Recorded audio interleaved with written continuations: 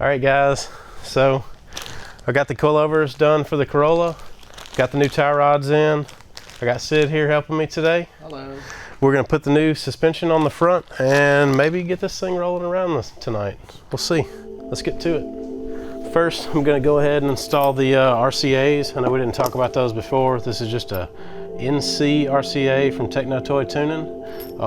This adds 25 millimeters worth of track width on each side and corrects your roll center. This is a pretty, this is just an easy method to fix a roll center issues and gain some track width. I really prefer to extend the control arm and run a standard RCA, but like I said before, this car is just a practice car. I don't have a bunch of fancy parts on. This is just basically here just to keep things simple. So we'll go ahead and get those on, get them torqued down, and then start putting the tubes onto the car.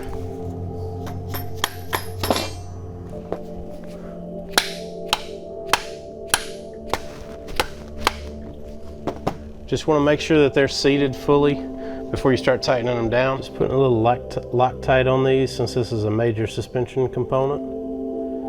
If there's any Loctite in there, there it goes.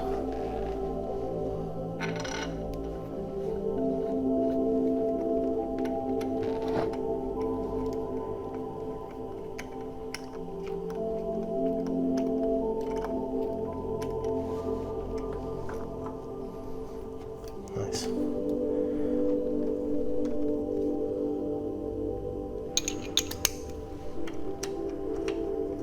Yeah.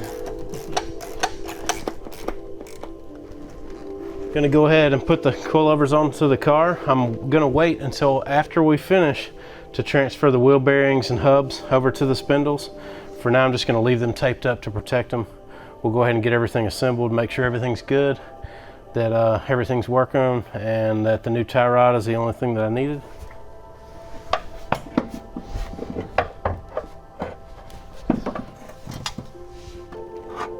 They're oblong from each other, so it's got to be, yeah.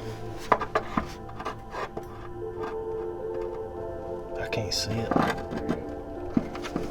Just hold up on a little bit.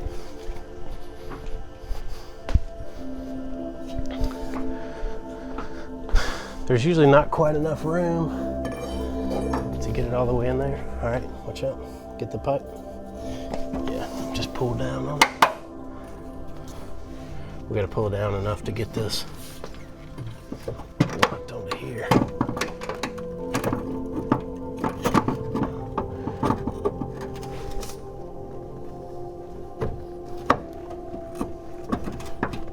Here we go. All right. Go ahead and set this out. Go ahead.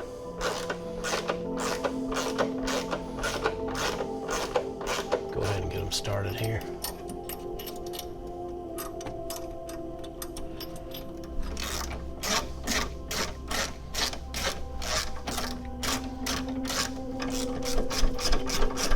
Okay, now let's do that. Go in there and pull the key out to lock the steering column. I'm gonna go ahead and attach this tie rod so I can torque these down. For now, I think I'll just leave the tie rod loose and we'll go to the other side. Yeah, we got these tight, we got these tight, those are tight. Yeah.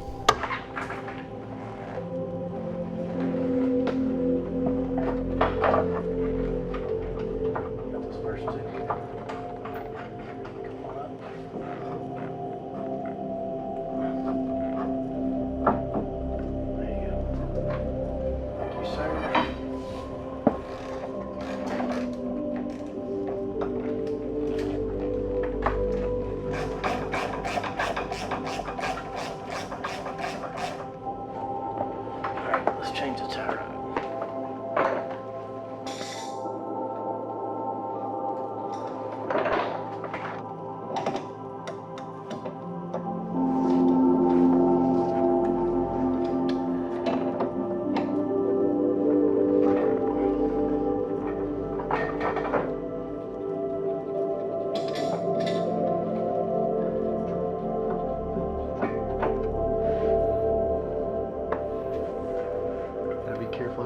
spacers on here, the little slip-on rack spacer, lock spacer.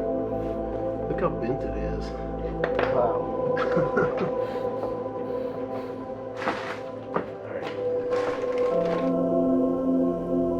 Alright, I usually like to get like a little reference off of the old ones, but since these are so bent, it's kind of hard to get any kind of measurement. But they look to be almost exactly the same length, so I'm going to go ahead and get them close.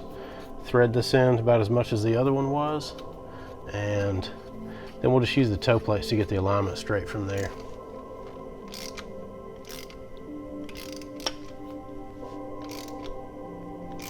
Alright, so I just have a little 5mm slip-on spacer on this side because that's all the rack will allow. It doesn't have enough teeth to go any more than that, but on the passenger side, I actually have a larger spacer that bolts on and extends it, I think around 20mm or so, 15, 20mm, because there's more teeth available on that side of the rack. So, just gonna make sure we get this spacer back on here right, and then thread it back in.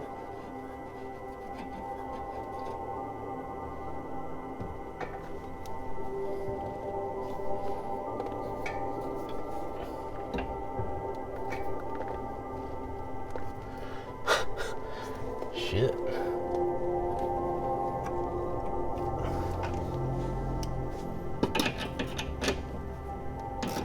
Loosen this a little bit. Let me turn it.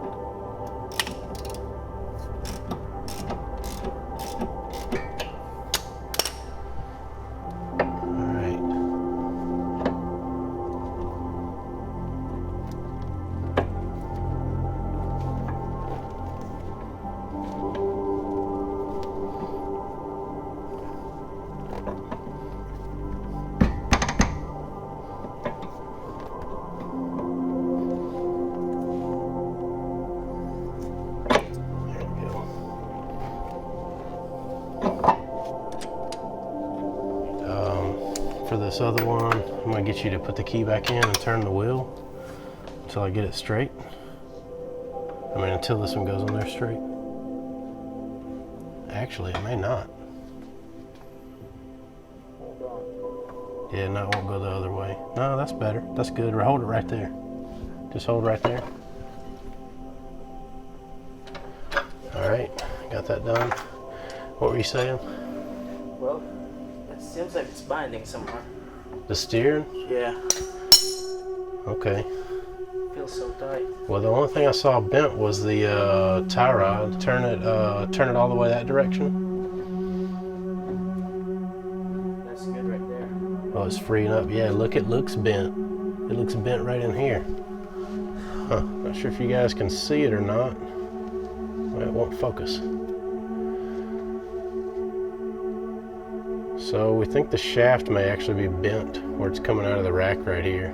Let me see if I can get it kind of look bowed. It doesn't look straight on. All right, so it does look like, you can't really see it very well on the camera, but it does look like the shaft is actually bent coming out of the housing and binding up on it. So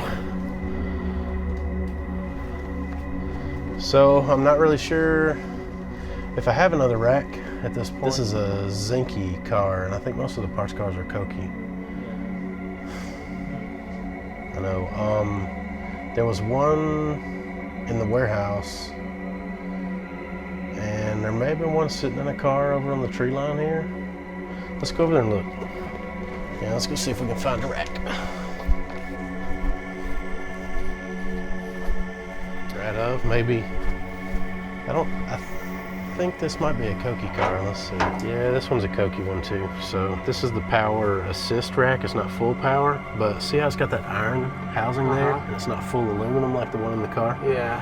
This one doesn't have enough teeth machined in it to put the lock spacers. You can only put 2 of those little bitty slip-ons. Yeah. Like I said, I think there may be a Zinke one sitting in one of these cars. So it wouldn't be in either of these two.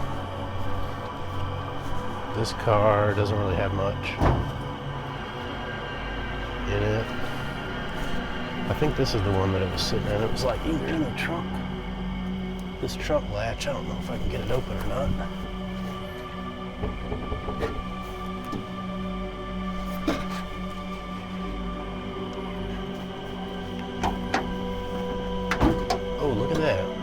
I haven't had this thing open in years. No rack. There's a good cylinder head there.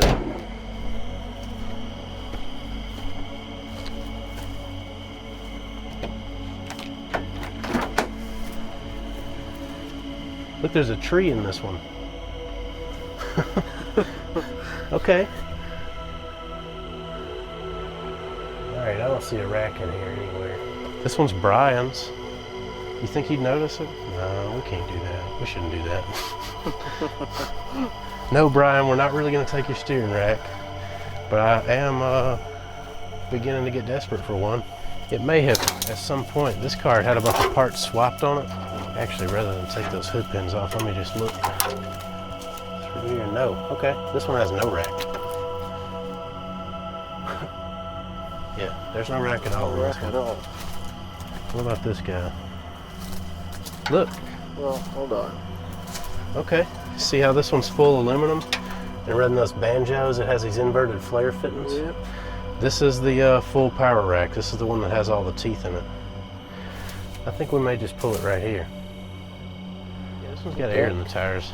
Probably push it. Yeah, let's see if we can push it out. Let me get this steering wheel turned here.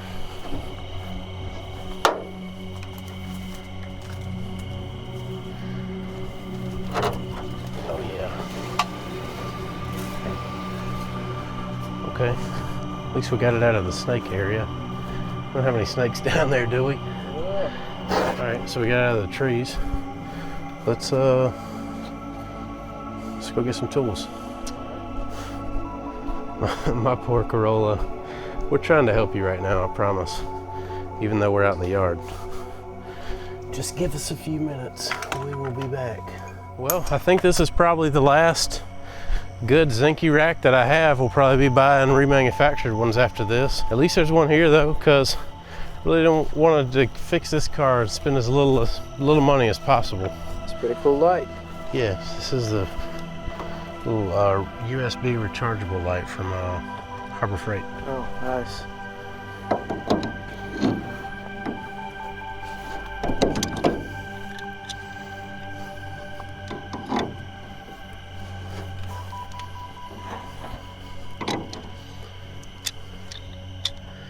This one's actually got rack boots on it. Can you believe that? Rack boots. Shit.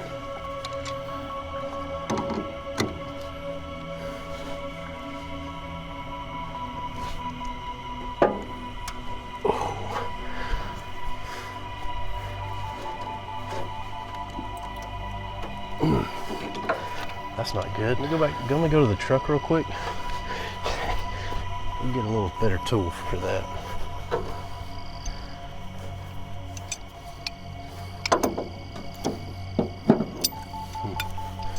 Not much room in here. Little bitty engine bay.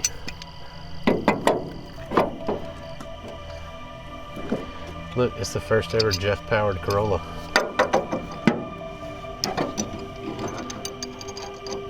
Or is it though?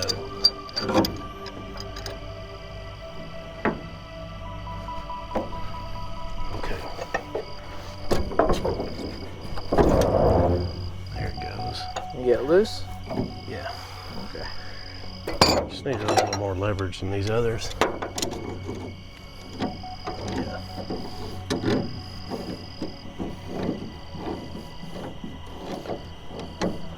It's like the only Corolla in the yard that has rack boots still. Okay. Gross.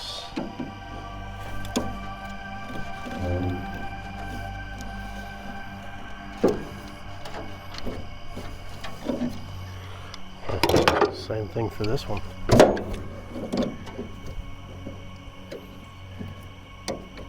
Shit, I don't think it moved.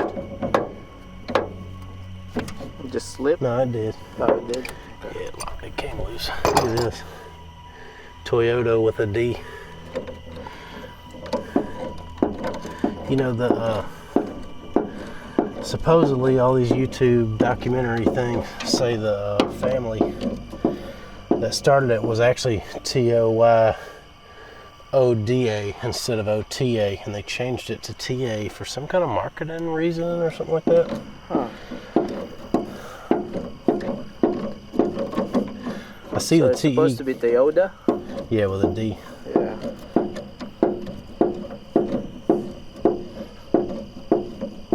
I'm used to seeing that little TEQ logo on steering racks and castings like that, but I don't see the Toyota with the D that often. Yeah. It's destroyed. Yeah.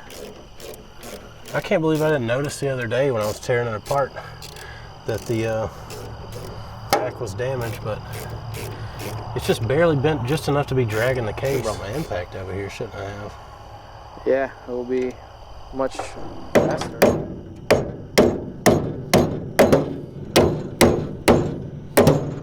Shit. Nice.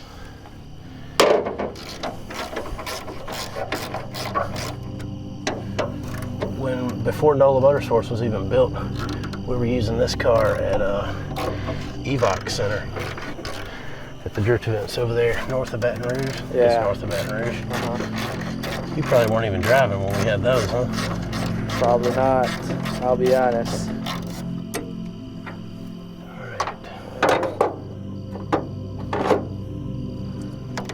Okay, we have a steering rack. Let's gather all our stuff and head back to the shop. These, I'm just gonna leave all this here for now. I'll probably come back and put the damage rack back in this car so it still steers even though it's binding tomorrow.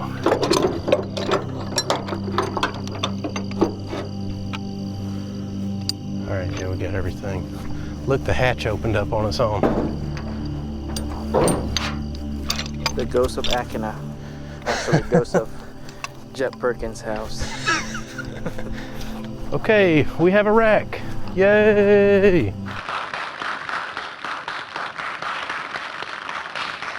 Hopefully it didn't just drip stuff all over my head when I picked it up like that.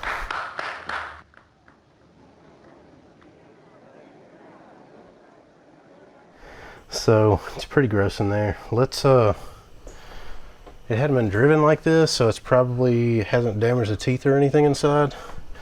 But I'm gonna go over there, get some brake parts cleaner and wash it out over there in the flower bed real quick. I'll be right back. Get it cleaned out. It's really not too bad. It feels pretty good. I guess now let's start pulling that one out.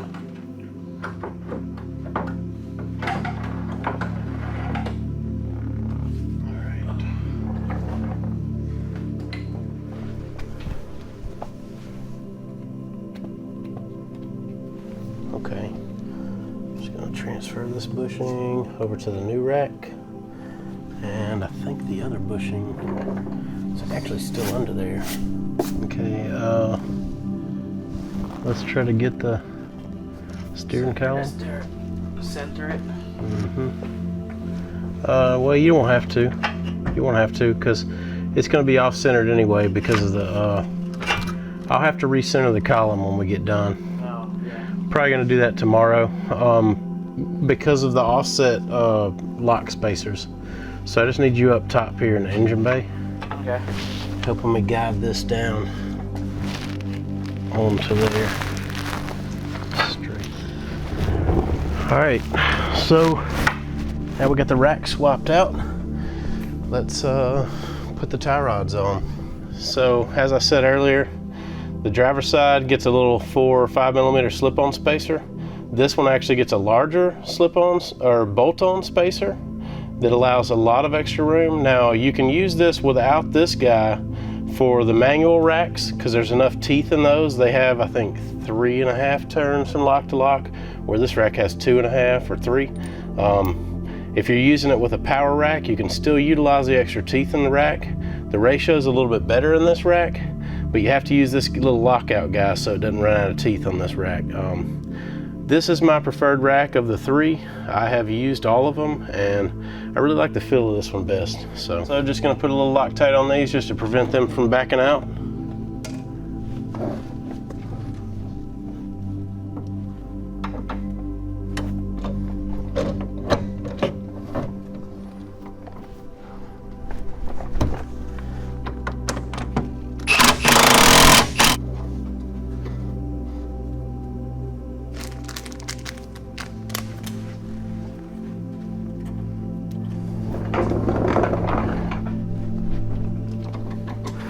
Okay.